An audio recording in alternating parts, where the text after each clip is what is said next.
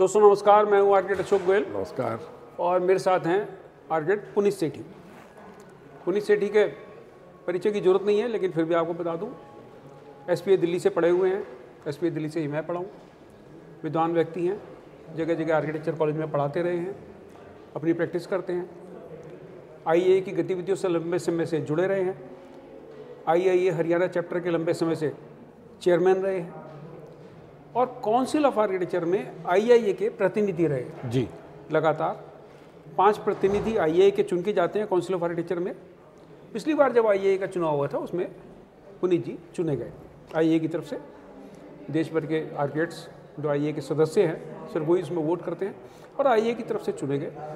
और इनके खूबियों को देख के, इनकी समझदारी को देख के, विजडम को देख के काउंसिल ऑफ आर्किटेक्चर ने इनको काउंसिल ऑफ आर्किटेक्चर की सर्वशक्तिमान जो कमेटी है, एग्जीक्यूटिव कमेटी, उसका सदस्य बनाया। 3 साल से उसमें सक्रिय है। टेन्योर खत्म होने पे आईएए का पुनः चुनाव होता है और फिर से आईएए के 5 प्रतिनिधि चुन के जाएंगे काउंसिल ऑफ आर्किटेक्चर में, देश भर के प्रैक्टिसिंग आर्किटेक्ट्स का रिप्रेजेंटेशन करने। ऐसे ही 5 सदस्य जाते हैं एजुकेशनल इंस्टीट्यूट के। पिछले दिनों चुनाव हुआ आईएए का, पिछली बार भी चुनाव हुआ था, उसमें भी बहुत टिप्पणियां हुई कि भाई ये चुनाव जो है पारदर्शी नहीं है।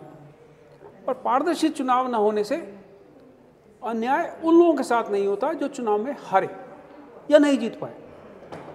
अन्याय उन लोगों के साथ होता है जिसने वोट तो डाला मिस्टर एक्स को और वो काउंट हुआ मिस्टर जेड के खाते में। अब मिस्टर एक्स को वोट डाल के मिस्टर जेड के खाते में वोट अगर चला जाए और इस बात के पुख्ता सबूत हों कि वोट मिस्टर एक्स को डले थे 350 और उसके खाते में दिखाए जा रहे हैं 35 या 40 या 18 और मिस्टर जेड के खाते में 400 वोट दिखाए जा रहे हैं, तो इलेक्ट्रॉनिक वोटिंग या इस तरह से जो भी इंटरनेट के माध्यम से वोटिंग कराई गई, एक तो पारदर्शी नहीं।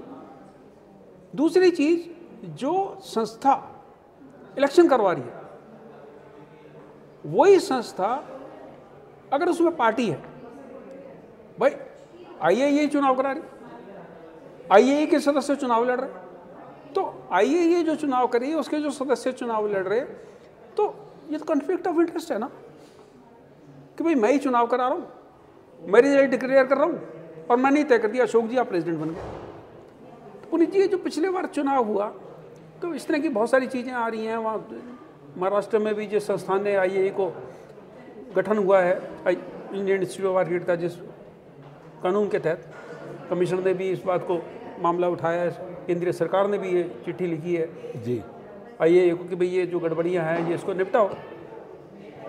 तो आप कैसे पुख्ता रूप से कह सकते हो कि भाई ये सिर्फ घोटाले घोटाले और सिर्फ घोटाले?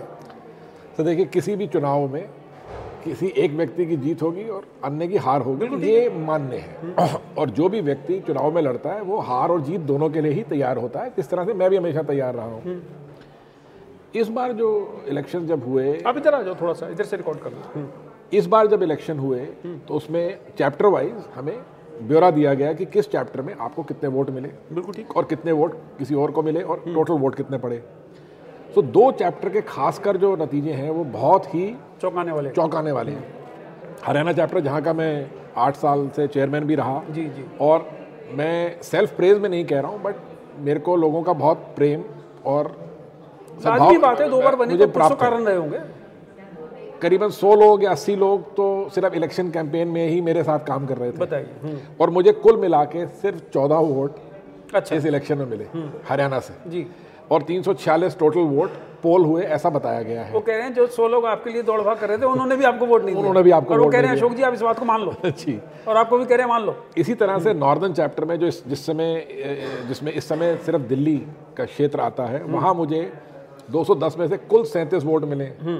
अब ये भी जो संख्या है, चाहे वो हरियाणा की संख्या हो चाहे वो दिल्ली की संख्या हो, ये पॉसिबल नहीं है, ये हो नहीं सकती है। ठीक बात। सिर्फ इस वजह से भी क्योंकि जितने लोगों से मेरे ताल्लुकात हैं, जितने लोग मेरे दोस्त हैं या मेरे सहपाठी रहे हैं या साथ में काम करने वाले लोग रहे हैं, जिनसे जान पहचान है, किसी भी इलेक्शन में ग्राउंड रियलिटी हमेशा हर कैंडिडेट को पता होती है। राइट, उसके साथ काम करने वाले व्यक्तियों को ग्राउंड रियलिटी पता होती है।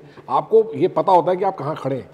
इस इलेक्शन में इन 2 राज्यों में तो कम से कम कहीं पर भी मेरे प्रतिद्वंद्वी मेरे आसपास भी नहीं थे, दिखते ही नहीं। With due respect to him, वो कहीं आसपास भी नहीं थे। और जो नतीजे हमें दिखाए गए ऐसा लगता है जैसे ये रिवर्स है। राइट। अन्य चैप्टर्स की मैं बात करूं तो चंडीगढ़ में जो ग्राउंड रियलिटी थी at the end of the, जैसे हम एग्जिट पोल कह लीजिए, कुछ भी कह लीजिए, हमें उम्मीद थी कि वहाँ करीबन 90 से 100 वोट पड़े। राइट। टोटल रिजल्ट में 23 वोट है। अच्छा, अब ये बहुत, बाकी वोट ही गायब हो गए। बाकी वोट डले नहीं डले, अब इसके ऊपर प्रश्न चिन्ह लग जाता है ना। जब एग्जिट पोल आपको बता रहा है, तो जांच हो सकती है, इसकी जांच हो सकती है बड़ा कि सरल जिस व्यक्ति ने लॉगिन करके वोट डाला उसका कोई ना कोई पीछे वो होगा। उन लोगों का एक सर्वे कर लिया जाए, बिल्कुल कर लिया जाए, चंडीगढ़ वालों से पूछ लिया जाए कि भैया मेरे आपने वोट डाला था, हरियाणा में तो कम से कम मैं आपको ये बता सकता हूँ पुख्ता रूप से कि मेरे मेंबर्स ने, मेरे दोस्तों ने, सब ने ये रिप्रेजेंटेशंस भेजने शुरू कर दिए हैं। चैरिटीज कमिश्नर को भी, IA प्रेसिडेंट को भी, और मंत्रालय में भी उन्होंने लिखा है कि साहब ये नंबर्स पॉसिबल नहीं है। अच्छा, मेरे को एक बात बताएं जी, चैरिटी कमिश्नर से इन लोगों को कोई जवाब आया? चैरिटीज कमिश्नर से इनको कोई जवाब आया नहीं, मुझे मालूम नहीं। अच्छा, नहीं मालूम। मंत्रालय से कोई जवाब आया? मुझे मालूम नहीं, इस बारे में कोई जवाब आया कि नहीं ये मुझे मालूम नहीं। हाँ, मैंने जो रिप्रेजेंटेशन IA प्रेसिडेंट को दिया था उसके एवज में उन्होंने जवाब मुझे अवश्य भेजा है, जिसमें उन्होंने कहा कि साहब हमारा जो प्रोग्राम है वो STQC से सर्टिफाइड है, इसलिए सब कुछ सही है और हम आपके किसी भी ऑब्जेक्शन के ऊपर कोई कार्रवाई नहीं कर सकते। अब मजे की बात ये, जिस STQC सर्टिफिकेट की ये बात कर रहे हैं, ये पिछले इलेक्शन के लिए लिया गया था जून में, जो मई में लिया गया, जो एक्सपायर हो गया, इंश्योरेंस कवर की तरह। और दूसरी बात यह है कि उस इलेक्शन में भी उनका जो इलेक्शन मॉड्यूल है वो मेल फंक्शन कर गया था, 8 घंटे तक बंद रहा। उसके बाद उसके बैक एंड पे क्या चेंजेस किए गए ये हमें मालूम नहीं है, कैसे उसको ठीक किया गया हमें मालूम नहीं, जो वोट डल गए थे वो हटा दिए गए। उसके बारे में मेरी बात पूरी करने दो। मैं बीच में टोक रहा हूँ, सुनो मेरी बात। जी, मैं बीच में टोक रहा हूँ, आप अपनी बात कंटिन्यू करना। जी, मेरा कहना ये है कि जब आपको पता है कि जो लोग इलेक्शन करवा रहे हैं उनकी इंटेंशन ही मेलाफाइड है, पिछली बार भी गड़बड़ी करी, इस बार भी वो पुख्ता रूप से, ये एक धारणा तो थी ना कि भाई लोग गड़बड़ी करेंगे जी। तो जब इलेक्शन ही गड़बड़ी का हो रहा है तो आप उसमें पार्टिसिपेट क्यों करते हो? सर देखिए, एक डेमोक्रेटिक सिस्टम के अंदर इलेक्शन ही एक जरिया है जिससे आप बदलाव लेके आ सकते हैं या नई चीज़ को चुनाव कर सकते हैं। कहीं ना कहीं इंसान को हमेशा पॉजिटिवली ये भी सोचना पड़ता है कि शायद पिछली बार अगर कुछ हुआ भी होगा गड़बड़ तो शायद इस बार नहीं होगा, क्योंकि आफ्टर ऑल सभी लोग जो IA के अंदर हैं वो हमारी तरह ही क्वालिफाइड प्रोफेशनल्स हैं और एक प्रोफेशनल इंटेग्रिटी सबसे एक्सपेक्ट की जाती है। तो किसी के ऊपर विश्वास कर लेना तो मेरे हिसाब से गुनाह नहीं है। हाँ, उस विश्वास को आघात पहुंचाना ये मेरे हिसाब से बहुत बड़ा गुनाह है। और जैसा कि आपने कहा, आपकी बात से मैं बिल्कुल वाकफियत रखता हूं कि इस तरह की जब चीज़ें होती हैं तो ये किसी कैंडिडेट के साथ अन्याय नहीं है, ये अन्याय संस्था के साथ भी है और उन लोगों के साथ है जिन्होंने उस संस्था में बिलीव करके पार्टिसिपेट किया इलेक्शन में वोटिंग करने के लिए। अच्छा, इससे जुड़ी एक और बड़ी इंपॉर्टेंट चीज़ है, अब मेलाफाइड तरीके से एक इलेक्शन कंडक्ट होता है, मेलाफाइड तरीके से 5-6 लोग वहाँ चले जाते हैं, तो हम उनसे कैसे एक्सपेक्ट कर सकते हैं कि वो आर्किटेक्चर संप्रदाय के लिए भले का काम करेंगे?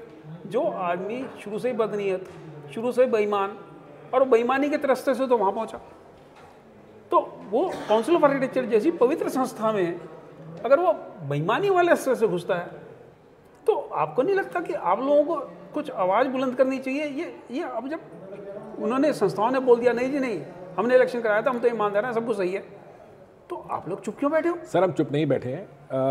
आपकी इन्फॉर्मेशन के लिए देखिए, सबसे पहला किसी भी सिस्टम को अगर आपने प्रोटेस्ट करना है तो उसका सबसे पहला तो प्रोटेस्ट ही है। जी जी। तो लिखित रूप से प्रोटेस्ट जो है वो किए जा रहे हैं। मैंने भी पत्र लिखा है, मुझे ये बताया गया है कि कई हमारे मेंबर्स ने भी चिट्ठियां भेजी हैं, कुछ चिट्ठियों की प्रतियां मेरे पास भी आई हैं, जिसके बेसिस पे मैंने प्रेसिडेंट IA को पुनः कहा है कि आप अपनी इस बात पर विचार करें। ग्राउंड रियलिटी कुछ और है जिसको आप स्वीकारना नहीं चाहते।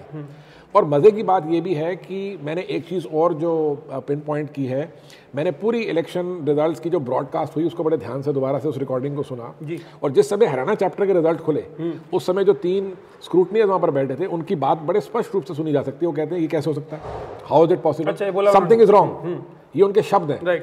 अब एक स्क्रूटनियर का क्या काम है? टू ओवरसी, कहीं कोई गलत नहीं होना चाहिए। जब उनको दिख रहा है अपरेंटली कि ये गलत है, उसके बाद भी वो कोई एक्शन नहीं लेते, and they announce the results and they move on. Which means इसके दो कारण हो सकते हैं। Number 1, they were not interested. Number 2, उनके पास कोई मैकेनिज्म ही नहीं है इसको चेक करने का। और जो इस तरह का सिस्टम बना हुआ है कि जिसके अंदर जो भी रिजल्ट आएगा वो आपको मानने होगा, उसको ना आप वेरीफाई कर सकते हैं, ना क्रॉस चेक कर सकते हैं, ना एग्जामिन कर सकते हैं। तो ये एक बड़ी ही विचित्र सी सिचुएशन है जिसके ऊपर पिछले इलेक्शंस में भी सभी कैंडिडेट्स भी बोलते रहे। कई चैप्टर सेंटर के चेयरमैन ने भी लिखा कि साहब ये प्रक्रिया आप बंद कीजिए और NSDL जैसी संस्था के पास जाइए, जो एक सरकारी संस्था है और जो इसको तमीज़ से कराने का मादा रखती अच्छा, है, मुझे पर वो भी नहीं हुआ। मुझे बताया गया कि ये जो चुनावी प्रक्रिया है इलेक्ट्रॉनिक वोटिंग वाली, इसको तो जनरल बॉडी की मान्यता ही नहीं है। इसके ऊपर थोड़ा विरोधाभास है। 2015 में एक स्पेशल जनरल बॉडी के अंदर इसको रखा गया था, इस प्रस्ताव को, जिसको कि उस समय जनरल बॉडी ने मान लिया। उसके बाद 2017 में मार्च 31 को एक स्पेशल जनरल बॉडी मीटिंग दोबारा से रिक्विजिशन हुई 50 लोगों के सिग्नेचर्स के बाद, जिसमें उस प्रस्ताव को रद्द करने के लिए मांग रखी गई। उस मीटिंग के अंदर, उस जनरल बॉडी मीटिंग में उस प्रस्ताव को बहुमत के साथ रद्द कर दिया गया और प्रेसिडेंट साहब ने उस मीटिंग के अंत में ये मान भी लिया कि जी हाँ, अब आने वाले इलेक्शन जो है वो पेपर बैलेट से ही हुआ करेंगे क्योंकि ये रद्द हो गया। ठीक है। परंतु उसके बाद जो काउंसिल मीटिंग हुई उसके अंदर उसको उल्टा पेश किया गया कि नहीं साहब, इसके लिए हमें पूर्ण बहुमत चाहिए, ना कि सिर्फ बहुमत। जबकि आईए का कॉन्स्टिट्यूशन बिल्कुल क्लियरली कहता है अगर आप कोई बाय लॉ चेंज करना चाहें तो आपको पूर्ण बहुमत चाहिए, 75%। पर अगर आप कोई नॉर्मल कोई बात कर रहे हैं, ये तो एक रेजोल्यूशन था, तो रेजोल्यूशन ही है, इसके लिए आपको बहुमत भी काफी था। अब ये भी एक विवाद का विषय बन गया जिसको मानने से इनकार कर दिया गया। तो वो चीज डाउन द लाइन, अब फेट कंप्लाई भी एक चीज होती है ना, आदमी कहता था अब यही है, मजबूरी है, अब इसी को मानना पड़ेगा। आपके हिसाब से रेमेडी क्या है? मेरे हिसाब से देखिए, कायदा तो ये कहता है, मेरे को जो लगता है जी, मेरे हिसाब से इसकी रेमेडी ना तो लीगल एक्शन है जी, ना इसकी रेमेडी आईए के पास दरवाजे खटखटाने की है जी, ना इसकी रेमेडी मंत्रालय के पास है और ना इसकी रेमेडी कमिश्नर के पास है। इसकी रेमेडी मेरे हिसाब से ये है कि आर्किटेक्ट्स की जो बहुत बड़ी संख्या है, 1.25 लाख 1.5 लाख आर्किटेक्ट्स हैं, उसमें से 15-20 ईमानदार लोग अपना एक ग्रुप बनाएं और वो इंडिपेंडेंट सर्वे करवाएं। जैसे आपका कहना है कि भाई हरियाणा में 100 लोग तो मेरे साथ ही चल रहे थे, अब वो 100 लोग में से तो मेरे को भी ये बात जमती है कि भाई 100 लोग में साथ थोड़ी 90 लोग भी आपके साथ नहीं, फिर वो तुम्हारे साथ क्यों चल रहे थे? डे एंड नाइट लोगों से मिल रहे हैं, दरवाजे खटखटा रहे हैं, दुआ सलाम कर रहे हैं, टेलीफोन कर रहे हैं। तो मेरे हिसाब से इसकी रेमेडी ये हो सकती है कि भाई इंडिपेंडेंट एक सर्वे करवाया जाए कि इलेक्शन में किसको कितनी वोटें पड़ी, और सैंपल सर्वे जिसको बोलते हैं हम जी, एग्जिट पोल की तरह सैंपल सर्वे करवा लिया जाए। भाई तकरीबन 20-22 हज़ार इसके आईए के मेंबर हैं, मैं समझता हूँ 10-11 हज़ार के करीब वोटें पड़ी होंगी। तो मुझे ये बात समझ में आती है कि भाई जो लोग संस्था में बैठे हैं, जिन्होंने घोटाला करा, वो तो कहेंगे पुनीत जी दरवाजा बंद है, हमने जो कह दिया सही है, पत्थर की लकीर जी। तो आपको ये बात जमती है कि इंडिपेंडेंट अगर एक बिल्कुल, मैंने जो डिमांड की, यहाँ तक कि हरियाणा चैप्टर की एग्जीक्यूटिव कमेटी ने एक प्रोटेस्ट लेटर लिखा प्रेसिडेंट को और इस रिजल्ट को मानने से इनकार किया, और हमने इस बात का डिमांड किया है कि आप इसकी जांच कराइए, और जांच कभी भी स्वयं नहीं होती, वो किसी ना किसी इंडिपेंडेंट एजेंसी, आप स्वयं नहीं कर सकते, आपको किसी ना किसी इंडिपेंडेंट एजेंसी से ही करानी पड़ेगी। वो उन्होंने किया नहीं। अच्छा, जांच भी नहीं की, उन्होंने सिर्फ ये कहा है कि नहीं साहब सब कुछ ठीक है, क्योंकि हमारे पास एक सर्टिफिकेट है, और मेरे हिसाब से वो सर्टिफिकेट वैलिड नहीं है। इसके ऊपर भी मैं अपना जो वक्तव्य है उनको भेज चुका हूँ, पर अब वो उसको मानेंगे कि नहीं मानेंगे वो सबको मालूम है कि उसका अंत क्या होगा। अच्छा, ये बताओ कि अगर ये मान लीजिए संस्था नहीं मानती है आपकी बात, और ये जो बेईमानी वाला रिजल्ट है, मैं तो इसको बेईमानी वाला मानता हूँ, मैं तो आईए का सदस्य नहीं हूँ, और इसलिए मेरा पूरा अधिकार है कि मैं अपना व्यू पॉइंट रख सकूँ जी। लोग डिसएग्री करेंगे, वो कहेंगे जी आप एक पूरी संस्था को आप बेईमान बता रहे हो, लेकिन मेरा अपना व्यू पॉइंट है, पीपल में एग्री, पीपल में डिसएग्री। तो मेरा व्यू पॉइंट है कि भाई अगर तुम कहते हो तुम ईमानदार हो तो एक इंडिपेंडेंट सर्वे कराओ। बिल्कुल। अगर तुम कहते हो तुम ईमानदार हो तो तुम बैलेट पेपर से क्यों नहीं वोटिंग करा लेते? बिल्कुल। अगर तुम कहते हो तुम ईमानदार हो तो कम से कम जो आपके ऑब्जेक्शंस हैं उसका आप विस्तार से जवाब तो दो ना। बिल्कुल बिल्कुल। नहीं, अगर आप ईमानदार हैं तो आप एनएसडीएल के पास जाने में क्या समस्या है? ये मांग पिछले इलेक्शन में भी रही जी। इनफैक्ट एक सज्जन ने बॉम्बे में चैरिटीज कमिश्नर के पास एक याचिका भी दायर की जब ये इलेक्शन हुए कि कृपया इलेक्शन जो है एनएसडीएल से कराए जाए। तो सभी का ये मानना है कि एक इंडिपेंडेंट एजेंसी का ये काम है, ये आप खुद नहीं कर सकते। जो आपने भी शुरू में बात की, कॉन्फ्लिक्ट ऑफ इंटरेस्ट है। और जब पेपर से होता था कम से कम सामने प्रमाण पड़ा है, आप जितनी मर्जी बार उसकी गिनती कर सकते हैं, 100 बार चेक कर सकते हैं। इसमें चेक करने का या गिनती करने का कोई तरीका ही नहीं है। एक रिजल्ट एंड में डिक्लेयर हो जाएगा कि ये नंबर्स हैं, अब वो नंबर आपको मानने होंगे। तो एक ये भाग्य की विडंबना है कि एक चीज़ आपके ऊपर थोप दी गई है और आपको माननी पड़ेगी। सर मैं डिसएग्री करता हूँ जी, कोई भाग्य की विडंबना नहीं है। अगर बेईमान आदमी बेईमानी से संस्थाओं पर कब्जा कर रहे हैं, भाग्य की विडंबना नहीं है, ये मेरी और आपकी कमजोरी है। सर देखिए, एज ऑफ नाउ मैं किसी व्यक्ति विशेष को बेईमान नहीं कहना चाहूंगा। मैं ये भी रिजल्ट तो कह रहे हैं, नहीं, मैं ये भी स्कोप छोड़ूंगा, बेनिफिट ऑफ डाउट दूंगा कि शायद सिस्टम में कोई फॉल्ट हो जिसको जानबूझ के ना किया गया हो, और पर ये चीज़ें कि किसी ने बेईमानी की या ये सिस्टम का फॉल्ट था, ये सब जांच से ही निकलेंगी ना, और जांच कौन करेगा? वो एक इंडिपेंडेंट एजेंसी करेगी। तो हमारी यही मांग है कि इसकी प्रॉपर एक जांच कराई जाए, ताकि दूध का दूध और पानी का पानी हो। अगर मैं हारा हूं तो मैं हारूंगा। सर NSDL हो सकती है ना, एक मान्यता प्राप्त एजेंसी है कंट्री के अंदर जो ये काम कर सकती है। वो सॉफ्टवेयर की जांच कर सकते हैं। कोई भी आदमी जो सॉफ्टवेयर एक्सपर्ट हो वो इस सॉफ्टवेयर की जांच करके बता सकता है कि ये सही है कि गलत है। पिछले इलेक्शन में भी और इस इलेक्शन के बाद भी जो लोग सॉफ्टवेयर को समझते हैं, उनका एनालिसिस है इस पूरी प्रक्रिया को समझने के बाद कि ये इलेक्शन सॉफ्टवेयर मैलफंक्शनड है या करप्ट है। अच्छा, एक चीज़ मेरे को बताओ, एक तरफ आप लोग कहते हो कि ये जो सॉफ्टवेयर है ये मेलफंक्शन है या करप्ट है, जी, दोनों बात। दूसरी तरफ इसी सॉफ्टवेयर के माध्यम से जो चुनाव हुए, चाहे हरियाणा चैप्टर के हुए, चाहे नॉर्दर्न चैप्टर के हुए, चाहे विभिन्न चैप्टर्स के हुए, तो उस चुनाव को आप लोग मानते भी हो? जी नहीं, अगर आप इस तरह से देखें तो 3 साल पहले जब चुनाव हुआ, इसी चुनाव से इसी प्रक्रिया से मैं चुना भी गया। परंतु शायद उस समय मेलफंक्शन ना हो या बेईमानी ना हुई हो। तो ये इसीलिए मैं बेनिफिट ऑफ डाउट किसी भी व्यक्ति विशेष को देना चाहूँगा। जब तक इसका दूध का दूध और पानी का पानी जांच के थ्रू नहीं होगा, किसी को दोषी ठहराना भी गलत होगा, और किसी पर सिस्टम के अंदर कहीं ना कहीं फॉल्ट है, ये सर्वविदित है। आप तो काउंसिल ऑफ आर्किटेक्चर की एग्जीक्यूटिव कमेटी में भी हो, जो सबसे शक्तिशाली बॉडी है जी, काउंसिल ऑफ आर्किटेक्चर। आपके हिसाब से काउंसिल ऑफ आर्किटेक्चर इसमें कुछ इंटरवेन कर सकती है सर? या करना चाहिए? कर सकती है को छोड़ो, करना चाहिए। देखिए, अगर बात प्रोफेशन की है और प्रोफेशनल इंटेग्रिटी की है, और कहीं ना कहीं ये बात क्लियर हो कि इसके अंदर कहीं कुछ गड़बड़ है, तो शायद इंटरवीन करना भी चाहिए। बट अगर हम बुनियादी रूप पे देखें तो काउंसिल ऑफ आर्किटेक्चर को मंत्रालय, जो मिनिस्ट्री ऑफ एजुकेशन है, वो गजट नोटिफिकेशन के द्वारा बताएंगे कि ये आपका चुने हुए 5 व्यक्ति हैं, और वो उनको एक्सेप्ट करने पड़ेंगे। परंतु क्या उनको वो एक्सेप्ट कर लेने चाहिए? मेरा हिसाब से नहीं।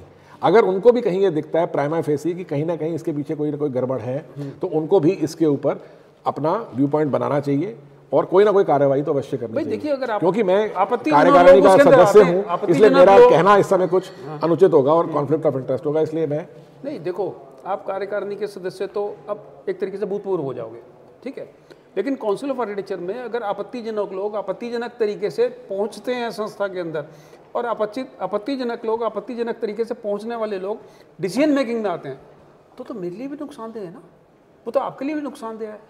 आज तक आप कुर्सी पे थे, अब नहीं हो, लेकिन आप आर्किटेक्ट तो रहोगे जी। मैं आर्किटेक्ट तो रहूंगा। काउंसिल ऑफ आर्किटेक्चर जो फैसले करती है, काउंसिल ऑफ आर्किटेक्चर फैसले कैसे करती है? भाई, जो 50-55 लोग हैं वही तो फैसले करते हैं जी। उन 50-55 लोगों के अगर 5 या 4 या 3 भी बेईमान लोग आते हैं, या आपत्तिजनक, आपको बेईमान शब्द पे आपत्ति हटा लीजिए, आपत्तिजनक तो है ना, आप तो खुद ही कह रहे हो इलेक्शन आपत्तिजनक है, इलेक्शन का रिजल्ट आपत्तिजनक बिल्कुल है जी। तो आप उसको आपत्तिजनक बोलिए या बेईमानी, बात तो वही है ना।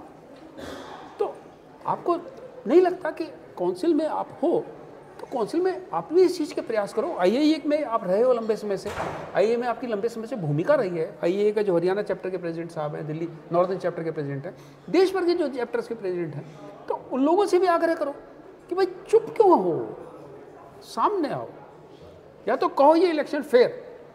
अगर तुम्हें लगता है ये इलेक्शन अनफेयर है, अगर तुम्हें लगता है कॉन्फ्लिक्ट ऑफ इंटरेस्ट है, अगर तुम्हें लगता है कि इलेक्शन के अंदर मेल फंक्शनिंग हुई है, आप छोड़ दीजिए बेईमानी। सर, इस चर्चा के थ्रू मैं उन सभी लोगों से आग्रह करूंगा, बल्कि जैसा कि मैंने पहले भी बताया, हरियाणा चैप्टर के चेयरमैन ने तो इसके ऊपर ऑलरेडी पत्र जो लिख दिया। मेरे को ये भी पता लगा है कि वेस्ट बंगाल चैप्टर के चेयरमैन ने भी ऐसा ही पत्र प्रेसिडेंट को लिखा है आपत्ति जताते हुए। मुझे उम्मीद है आने वाले वक्त में और जगहों से भी इस तरह की आवाज़ उठनी चाहिए। मेरा आपसे एक निवेदन जी, आप काउंसिल में सक्रिय मेंबर रहे हो लंबे समय से, सक्रिय आपकी गतिविधियां रही हैं, सक्रिय आपकी भूमिका निभाई है, तो व्यक्तिगत रूप से आप भी काउंसिल ऑफ आर्किटेक्चर के सभी सदस्यों को पत्र लिखो कि भाई ये मामले में जो भी उनकी राय है आप उनसे सुझाव मांगिए। आप काउंसिल ऑफ आर्किटेक्चर के जो सदस्य हैं 50-55 सदस्य, आप उनसे सुझाव मांगिए कि मान लीजिए आज गड़बड़ी हुई, पिछली बार गड़बड़ी हुई नहीं हुई और मेल फंक्शनिंग हुई, कब तक इसको हम सहते रहें, कब तक इसको चलाते रहें? तो या तो काउंसिल ऑफ आर्किटेक्चर इस इलेक्शन को कंडक्ट करा दे, क्योंकि काउंसिल ऑफ आर्किटेक्चर इसमें स्टेक होल्डर नहीं है, ठीक है ना, करेक्ट। या मंत्रालय इलेक्शन को कंडक्ट करा दे, या जैसे आपने बताया NSDL कंडक्ट करा दे, कोई और संस्था कंडक्ट कराए। जो संस्था के अंदर वही सदस्य बैठे हुए हैं जिनका किसी ना किसी के साथ समीकरण है, जी, किसी ना किसी के साथ उसकी साठ गांठ कह लो, अब किसी ना किसी के साथ उसका इंटरेस्ट है कि ये जीते, तो वो कैसे चुनाव करा सकती है? जैसे इलेक्शन कमीशन है तो इलेक्शन कमीशन अलग है। ये नहीं कि कांग्रेस के 5 सदस्य इलेक्शन कमीशन में चले गए और किसी और दल के 5 सदस्य इलेक्शन कमीशन उन्होंने इलेक्शन करा। जी। तो आईएए के प्रतिनिधि चुनने के लिए, आईएए के रिप्रेजेंटेटिव, आईएए के चैप्टर चेयरमैन चुनने के लिए आईएए कैसे इलेक्शन करा? नहीं, आपका सुझाव बहुत अच्छा है। आई थिंक इसके ऊपर डेफिनेटली मैं विचार करूंगा कि अगर मुझे सभी मेंबर्स को पत्र लिखकर उनका सुझाव या उनकी ओपिनियन इस बारे में जाननी चाहिए तो इसको अवश्य कंसिडर किया जाना चाहिए। आपका सुझाव अच्छा है। ये पुनीत सेठी जी मेरे साथ हैं, लंबी बातचीत हमने इनसे करी। और फिर से मैं एक बात दोहराना चाहूँगा कि बेईमानी mister X, mister Y, mister Z के साथ नहीं हुई। बेईमानी उन लोगों के साथ हुई है जिसने वोट डाला एक्स को और वोट डल गया जेड को।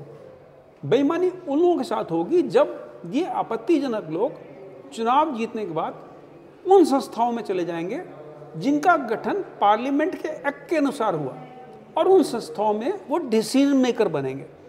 जिसका चुनाव आपत्तिजनक है, जिसके चुनाव पे उंगली उठाई जा रही है, अगर वो डिसीजन मेकिंग का काम करेंगे तो आप इस बात को समझ लीजिए कि वो आपके इंटरेस्ट के लिए काम नहीं करेंगे। देश के आर्किटेक्चर संप्रदाय को इस बात को सोचना पड़ेगा।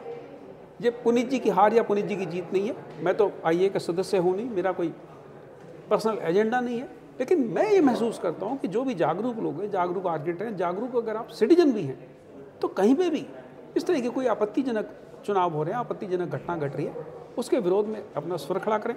आज मिस्टर एक्स के साथ हुआ, कल मिस्टर वाई के साथ होगा, परसों जेड के साथ होगा। और ये जो एक्स वाई जेड में से कुछ आपत्तिजनक लोग अगर चुन के आएंगे तो आपके इंटरेस्ट को बचाने वाला कोई नहीं होगा। फिर आप आर्किटेक्ट एक्ट में अमेंडमेंट कर लीजिए, फिर आप चाहे licence to practise exam conduct करा लीजिए, फिर चाहे आप आर्किटेक्चर इंस्टीट्यूशंस के अंदर सुपरविजन कर लीजिए, फिर आप सोशल मीडिया पे बैठ के या तो काउंसिल ऑफ आर्किटेक्चर को कोस लीजिए या आईएए को। हल नहीं निकलेगा। आज आपको सक्रिय होना होगा, तभी आपके चुने हुए, ईमानदारी से चुने लोग संस्थाओं में जाएंगे। शुभकामनाएं। नमस्कार। नमस्कार।